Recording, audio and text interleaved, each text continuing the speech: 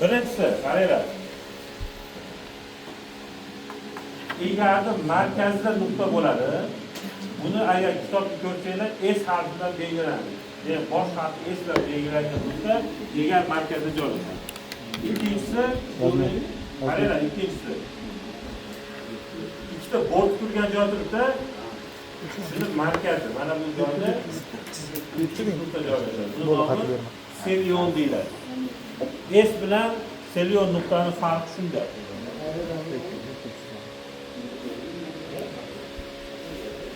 Bermadi. Tamam, ber. Ha, ya. Roza.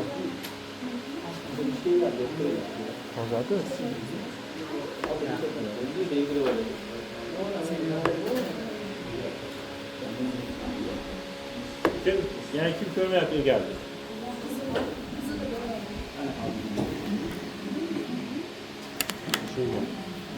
Doğru. Ne yaptık? Ama yok bu boyunca. Şu yer mi lan? İkinci nuktaya tamam ha? Şu yerde. İkinci nokta. Allah. Nokta. Bunu üstüne yazıyoruz şöyle. İkinci noktamız nazion noktası. Nazion sözü burun noktası degan. Qayerda joylashadi? Nazis. Hop. Yaxshi e'tibor bersak, peshona suyagi bor. Peshona suyagi tugagan joydan keyin bizda burun suyagi boshlanadi. Taxminan shunaqa holatda bo'ladi burun suyagi. Uchuvchi. Mana. Va o'rtada chok ko'rasizlar. Mana chok. Peshona suyagi bilan burun suyagining o'rtada chok bor. Mana shu joy, mana bu joyga to'g'ri keladi. Mana shu yuqoriroqda pastdagi nuqtaning nomi nazion nuqta deyiladi. En harfidan belgilanadi. Kim ko'rmadi? Mana chok.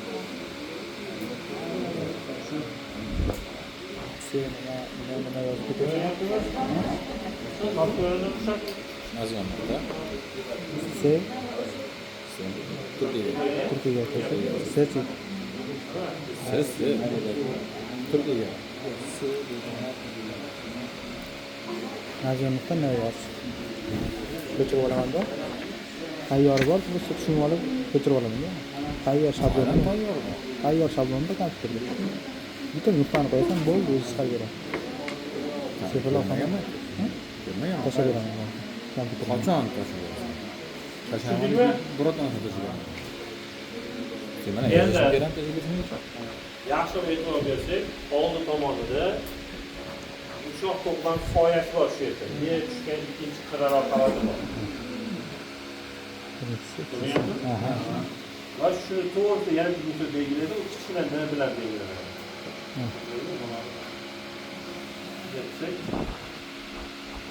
Demak, bu katta en bilan uni to'g'risida qarab kichkina en bilan belgilanadi.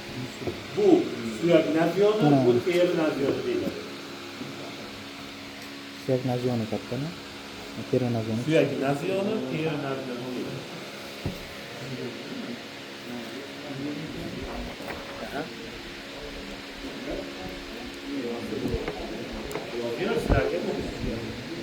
Ochroq chiqarmoqda.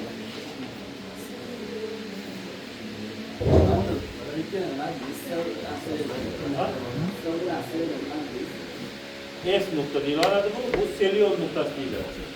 Senda turkiy so'zni olish.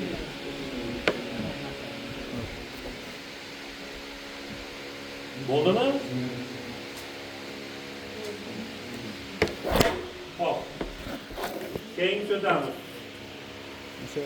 Keyingisi ikkita olti tomonda ko'z kosamiz bor. Ko'z kosasining pastki qirg'og'i marvo inferior orbita deyiladi. Shu pastki qirg'og'ini markazini belgilaysizlar. Buni nomi orbital nuqta deyiladi. O R bilan belgilanadi. Posterior masa? Yo'q, O M orbital nuqta deyiladi. Orbital. Ko'z kosasi yo'qlaydi. Mana shu.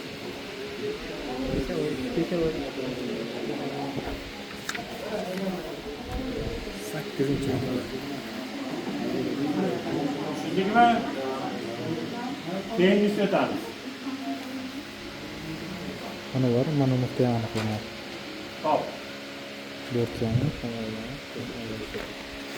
Kuray tishlarini tegib turgan joy bor. Ya'ni pastki kuray tishni kesuv qirrasi bilan, mana kesuv qirra, yuqorgi kuray kesuv qirrani orasida masofa bor, qanchalik qoplanish masofasi.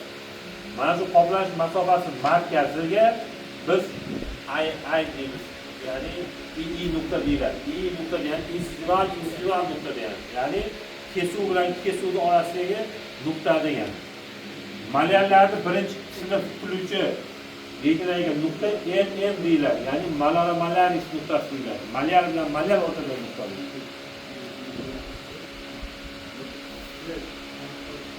Birinchi malyar bo'lishi kerak. Birinchi malyarga olinadi. Agar birinchi malyar yo'q bo'ladigan bo'lsa, ikkinchi malyarga olinadi. Sizlar birinchi malyarni o'rnida Implant bor. Implant noto'g'ri qo'yilgan ekan.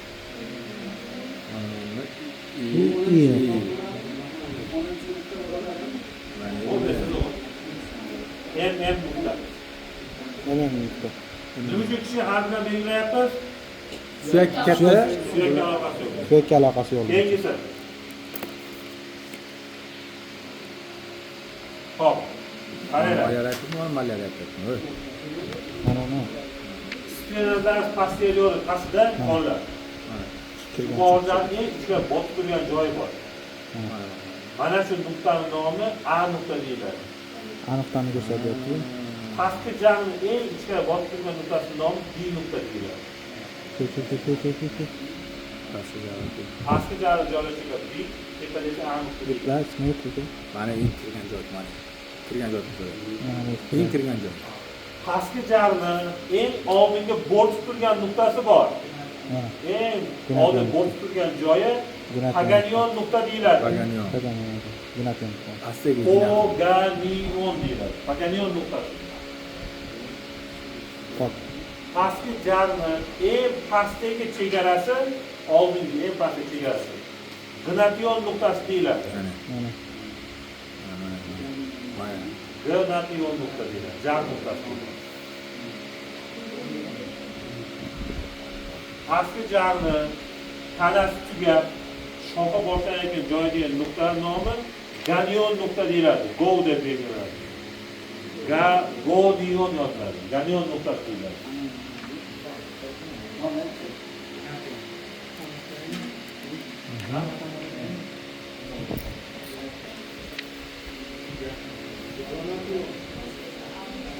Aha.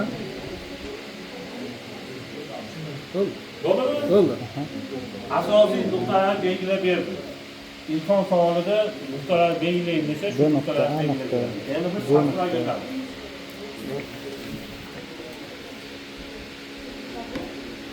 Birinchi satr, bola. Satr deyotganda bu yuzda degani. Kesib o'tuvchi yuza. Satr chizinglar degan, misol mana A nuqtadan B nuqtagacha satr chizinglar desam, Mana. nima bo'lishi kerak bu? Ha, bu sat. Qaranglar. A bo'lsa. A nuqta, B nuqta, A nuqta, B nuqta, A nuqta, B nuqta. Bu A, bu B. satr qanaqa chiziladi? Ikkala nuqtani kesib o'tadi satr. Kesma qanaqa chiziladi? Bitta nuqtani ikki nuqtaga to'xtaydi. Bu hozir boqamiz. Nur qanaqa chiziladi? Nur bir tomonda boshlanadi, ikkinchi tomonda davom etib ketadi. Hozir shu narsani aytdim. Satr ham nuqtalar kesib o'tish shart. Kesma nuqta bilan nuqtaga to'xtaydi. Nur degani bir tomon boshlanishi bor. Ikkinchi tomon nuqtasi yo'q, ketaveradi. Shu nur deymiz. Biz hozir satr ham chizamiz, kesma ham chizamiz, nur ham chizamiz. Birinchi satr nomi. Hop.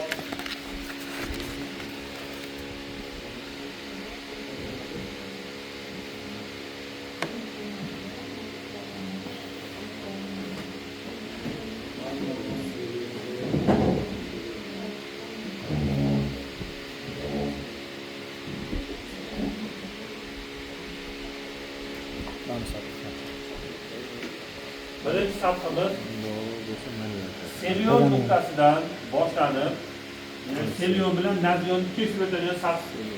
Mana seriyan. Selyondan nazyongacha kesib o'tadigan sathni nomi Selyon birinchi nuqtadagi. sath deyiladi. Naziyonga narx o'tizlar. Sizlarmi?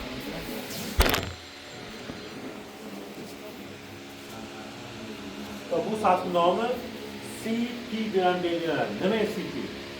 Cranial plan degan. Lotinchasi plan degani bu sath degani. Buni fanga Schwarz kiritgan. Shuning uchun ham ba'zi kitoblarda Planium Schwarzi, Schwarz sathi deyiladi. Schwarz buni Planium cranium degan. Kallaga oid sath degan. Tushuntirib oldimi? Sapsporlar bu. Xo'p. Sapspor. Schwarz sathi deyilar ekan, Schwarz plan deyilar ekan, yoki cranial plan deyilar ekan. Ahamiyati nima buni? Nima uchun o'rganamiz bolalar? Bu sathi chegara vazifasini bajarib beradi. Qanaqa chegara? Yuqorida. Bu kalla suyagini ikkita qismi bor. Birinchisi yuz qismi, ikkinchisi Kalla. miya qismi. Kalla suyagini yuz qismi bilan miya qismi o'rtasidagi chegara aynan kranial sath hisoblanadi. Demak, mana shu chegaraning yuqori qismi miya qismiga kiradi, mana shu chegaraning pasti yuz qismiga kiradi. Demak, biz yuzimizni qismiga kiradi. Tushuntirib oldimmi? Faksal qismiga kiradi. Endi agar biz nazyondan boshlab selyongacha bo'lgan masofani o'lchaydigan bo'lsak, kallalarni asosi ikki xil bo'ladi. Tashqi asosi bor, ba'zi kraniy eksterni, ichki asosi bor, ba'zi kraniy interni. İchki asosida 4 ta chuqurcha bor. Oldingi chuqurcha bor, bu yerda miyani peshona bo'lagi yotadi. Yon chuqurchalar bor ikkita, bu yerda miyani chakka bo'laklari yotadi va orqa chuqurchasi bor. Orqa chuqurchada miyani ensa bo'lagi bilan miyacha yotadi. Bu aynan nazyondan selyongacha bo'lgan masofani o'lchasak, demak biz kallani oldingi chuqurchasini asos qanchaligini o'lchaymiz. Demak kallani oldingi chuqurchasi necha santimetrga tengligini o'lchaymiz. Bu da o'z-o'zidan bizda kallaning peshona bo'lagini o'lchami qanchaligini ko'rsatib beryapti. Klinik ahamiyati shunda. Hop, ikkinchi nuqtaga o'tamiz. Kranial plan ketdi. Hop. Tushundingmi? Tushundingmi? Ham bor. Oshingiz ekan, aka, hali uxlab ekan.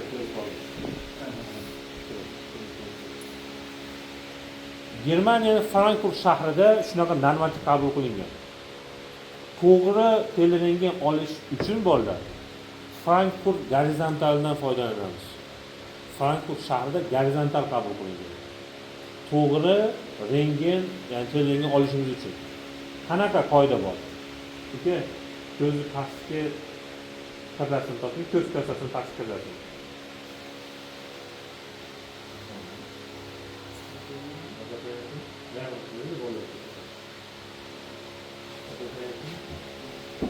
Mana shu birinchi qirra. Demak, birinchi qirra nima ekan? Ko'z kasasini pastga qadasin. Marbo inferior orbita deyiladi. Mio. Hop. Yon tomonga. Ikkinchisi yonoq yoyi. Yonoq qada? Arkus degan bu yonoq suyagi, yonoq yoyi yonoq suyagidan keyin bo'ladi. Arkus zigamaticus. Ikkita suyakdan paydo bo'ladi. Qaysi suyakdan? Yonoq yoyi. Qaysi suyakdan paydo bo'ladi? Choki bor o'rtada, to'g'rimi? Sinadi shu yerdan. Limberg ilmoq bilan ko'tarasizlar sizlar, xirurglar. Repozitsiya qilasizlar-ku.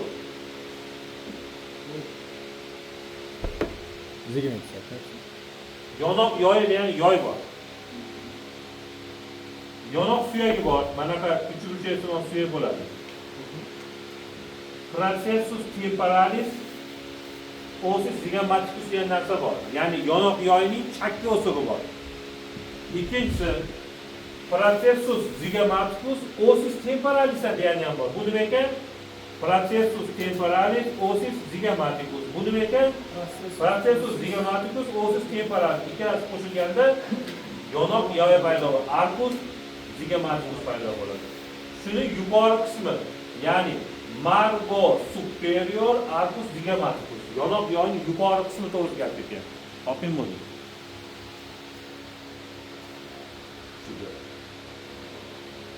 Va keyingi nuqta tashqi quloq teshigini yuqori qismi. Margo superior porus acousticus externus. Mana shu joy. Endi bolalar ko'rsatadi. Shu yerdan mana qo'yinchi yaxshilikka miyaki joylar o'tsin shu. Taxminiy sathni ko'rib oldik.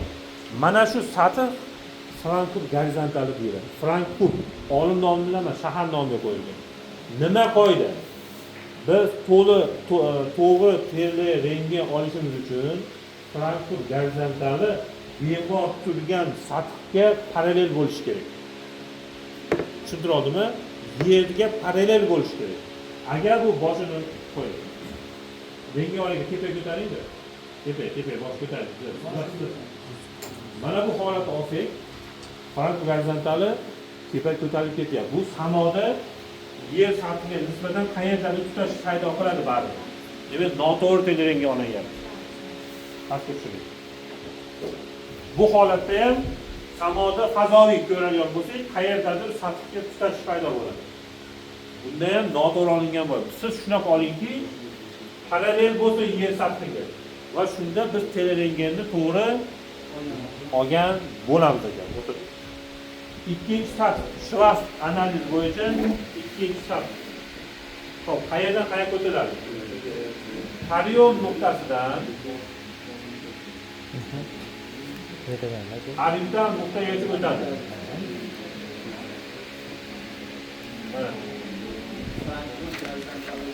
Bu nomi Frankfurt gorizontali yoki H bilan belgilanadi. H ya'ni gorizontalis ham so'zga olingan. Chunki lotinchasiga shunaqa yoziladi, gorizontal. Mana, ash so'zga olingan. Tushuntiradimi? Frankfurt gorizontal nima ekan u? Uni ahamiyati nima ekan? Uni tushuntirib berdimmi? Ketdi. Keyingisiga o'tdik. Hop. Frankfurt gorizontali yozilgan.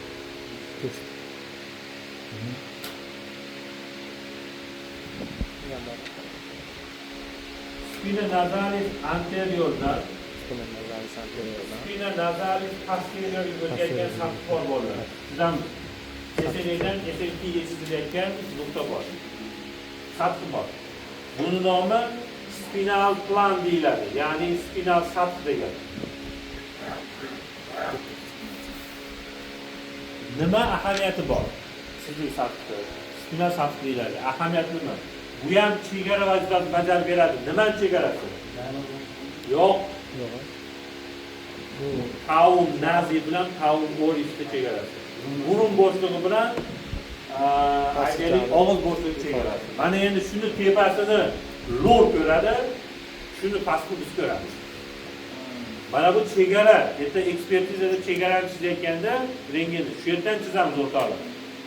Demak, bu burun bo'shlig'i bilan og'iz bo'shlig'ini chegara vazifasini bajarib beradi. Shu turadi. To'rtinchi sath.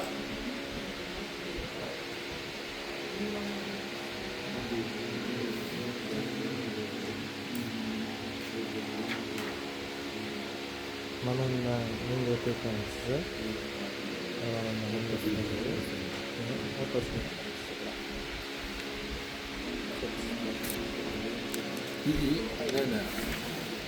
En noktada insizdan nuqtalarga tushadigan sath nomi.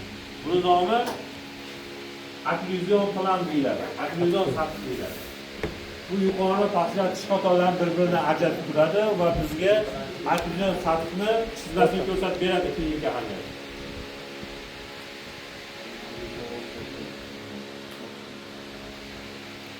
O'rtasida olmoqda. Bo'ldimi? Keyingi sath. Keyingisi Mana.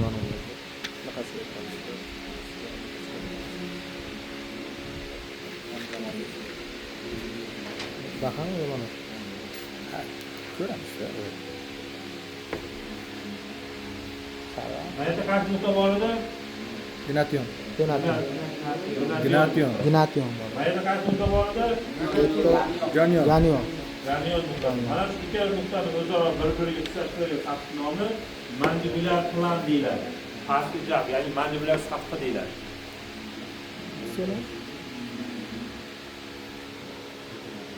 Qanaqa? Mandibulyar sathi. Mandibulyar sath. Hop. Klinika ahamiyati nimada? Birinchidan, bu chegara, qanaqa chegara? Yuzning eng pastki chegarasi. Bundan tepa qismi yuz qismiga kiradi ekanlarni, bundan pastki bo'yin qismiga kiradi. Agar biz gnationdan ganyongacha bo'lgan masofani o'lchasak, mana bu pastki jag tanasining asosini o'lchamini ko'rsatib beradi. Pastki jag tanasining asosini o'lchamini ko'rsatib beradi. Kim tushunmaydi? Tushundiga? Keyingi Demek 5 ta gorizontal sathi sanadi. Birinchisi kranial sath, ikkinchisi Frankfurt gorizontali, uchinchisi spinal sath, to'rtinchisi okkluzion sath, beshinchisi mandibulyar sath. Endi vertikalga o'tyapmiz. Ketdi. Hop. Asosiy ashlardan 5 ta baqa. Suyak nazionidan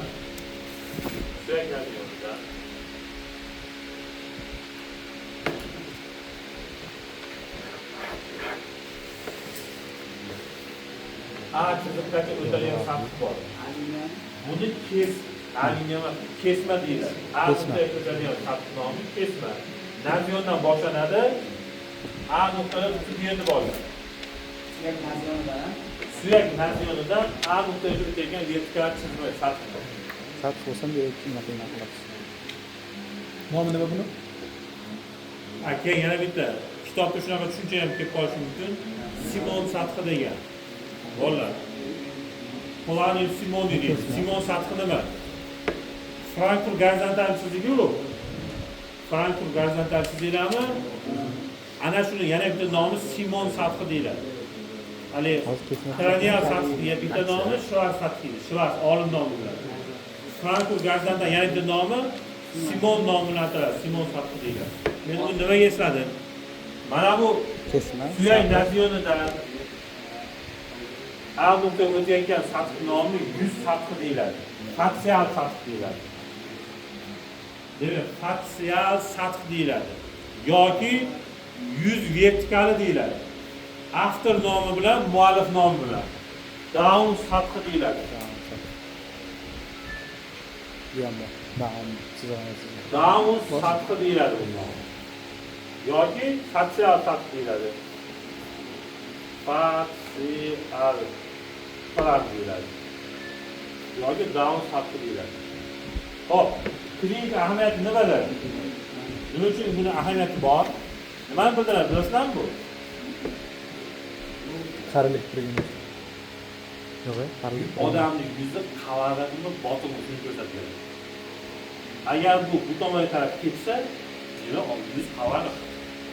Agar bu demak ichkariga ketsa, demak yuz botin. Agar bu to'g'ri tushsa, demak yuz Qavarag'ini sath.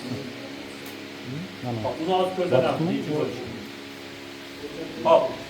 Tushunarliga birinchi vertikal ketdi, ikkinchi vertikal.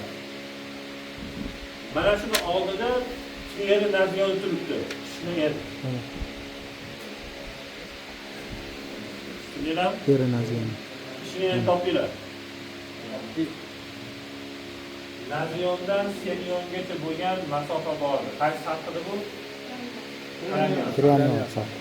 Kranial sathga perpendikulyar nur tushadi. Nur degani ikkinchi tomonda nuqta yo'q degani. Demak, kranial sathga perpendikulyar degani 90 gradusni ta'birlarni hosil qilishga, bu yerga ham 90, bu yerga ham 90. Demak, shundan kranial sathga perpendikulyar bo'lib, pastga qarab sath tushadi.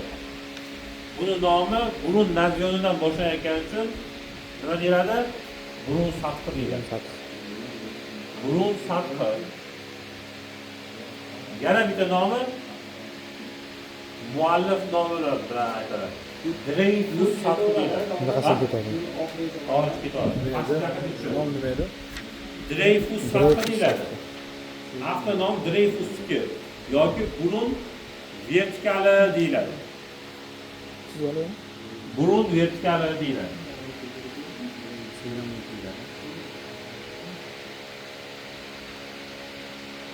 Teskari olib S'dan Na'ga. S'dan Na'ga o'tib 90 gradus. Ha? Mana kim? Keyingisi arbitral nuqtadan tushadi. Arbitral nuqtadan tushadi. Bu ham uzr, ya'ni boshlagan nuqtasi bor, pastdagi nuqtasi yo'q. Nimaga qarab olamiz orientir? Burun nazariga olasizlar. Ha, anaqa burun vertikaligisini olasizlar. Nazar vertikaliga olasizlar. Qanaqa? Shunga parallel tushadi o'rtada. Mana bunaqa holat. Parallel nima degani? Mana bu joyda masofa bilan bu joyda masofa o'zaro teng bo'lishi kerak. Bular hech qachon fazoni kesish kerak emas. Tushuntira oldimmi? Arbitral sath bu. Uchinchi vertikal bu.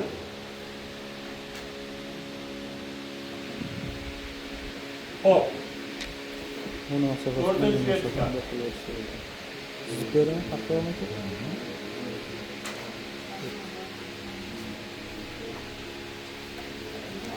Shunday holat. Boqash nuqta Yo'q. Ganyon nuqtasi.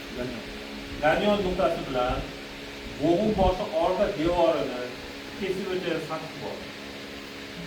Buni nomi A sathi deb nomlanadi. Haligi A nuqta edi. Bu A sathi deyiladi. Bu nimani beradi?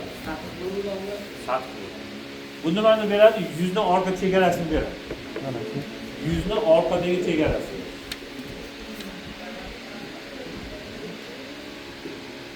Demak, yetgan ketini. Yo'q, keyin tevadagi bo'g'im boshchasini nomi nima edi? Nuqtasini? Bo'g'im boshchasini nuqta turibdi, tevadagi nuqta. Bo'g'im boshi orqa devoridan kesib o'tadi. Nomi nima edi? Nuqta qo'yingiz yo'q, nomi yo'q. Bo'g'im boshi orqa devor deyiladi. Chunki bu nuqta emas-da bu. Nimaga? Chunki bo'g'im boshlar yassi bo'lishi ham mumkin deb bo'ladi. Nuqta belgilandi, demak yassi sathi bo'lishi kerak. Chunki bo'g'im boshi shakli har xil bo'lgani uchun bu har xil qo'yiladi. Keyingisi.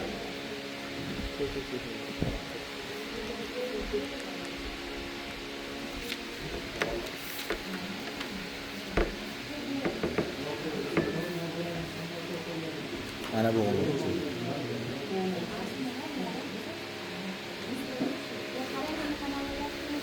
Mana biz rosa kesib o'tdik. Qo'ydik. O'sib turyapti. Sepalar, qaralar. O'sib turyapti. Labimga chiqish kerak hozir boladan. Pastlarni. Ha. Mana endi men Hop, keyingisi. 90 gradus bo'lsa, labimga ko'tarish kerak. Sodiq bo'ldi.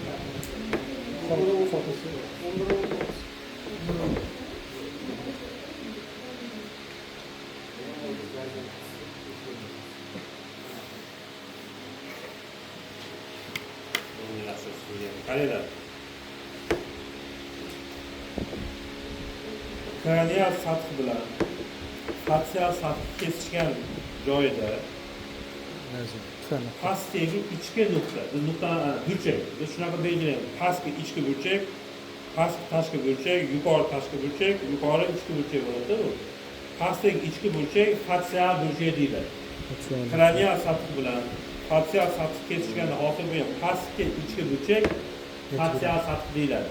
Fatsial sathi asli men aytgan yuzni qavarib yo botqinligini belgilab beradi. 78 gradus. Deshmaydi. Va mana bu narsani gradusi 85 gradus bo'ladi. 85 ekan. Normal. Demak, normada bizni yuzimiz kallani asosiga 90 gradus bo'lib bunday to'g'ri bo'lib tushmaydi ekan. Yuzimiz peshonasiga nisbatan botaroq ichkarida bo'lar ekan. 85 gradus norma hisoblanadi. Keyingisi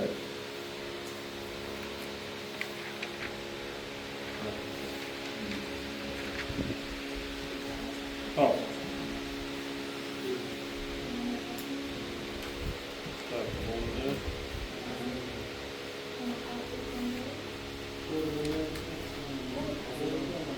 Hop. Frankfurt gorizontali bilan burun vertikalini kesishgan joyda, yana Frankfurt gorizontali bilan burun vertikal kesishgan joyda yuqorigi ichki burchak bor. Buni nomi gorizontal burchak deyiladi, qash burchak deyiladi. Bu burchak 90 gradusga teng normada.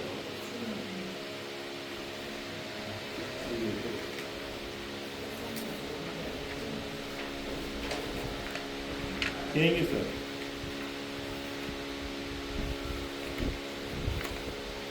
Bizdalar bor. Spinal sath bilan burun vertikalning o'rtasida yuqoriga ichki burchak hosil bo'ladi. Buning nomi inklinatsiya burchagi deyiladi. Inklinatsiya burchagi kallaga nisbatan tishlarni og'ish darajasini ko'rsatib beradi. Jag suyagi deydi. Jag suyagini og'ish darajasini ko'rsatib beradi. Normada necha bo'ladi? 88. Yo'q, 98 da. 78 ga 85 bo'ladi. 85. Yana bitta burchagimiz bor. Bu mandibular sath bilan A sathni kesishgan joyida yuqoriga oldingi burchakning nomi mandibular burchak yoki ganial burchak deyiladi yoki pastki burchagi deyiladi. Bu burchakning o'rtacha gradus 123-130 atrofida bo'ladi. Chunki 133 dan tepasini biz уже tragenik plexusga nima deymiz? Moyil deymiz. Maksimal 145 dan oshmaydi. 150 bo'lib qolibdi degan tushuncha yo'q. 160 bo'lib qoldi degan tushuncha yo'q. 133, 145 gacha boradi. Bu qachon kengayib ketadi bu? Qachonki tragenik plexusga. Qachon torayadi? 123 emas, 120, 115 bo'lib qolganda bizda pragmatik plexus, ya'ni distal plexus belgisi hisoblanadi. Tushuntira oldimmi? Biz asosiy imtihonga tushadigan sathlarni ahamiyatini, nuqtalarini gaplashib o'tdik.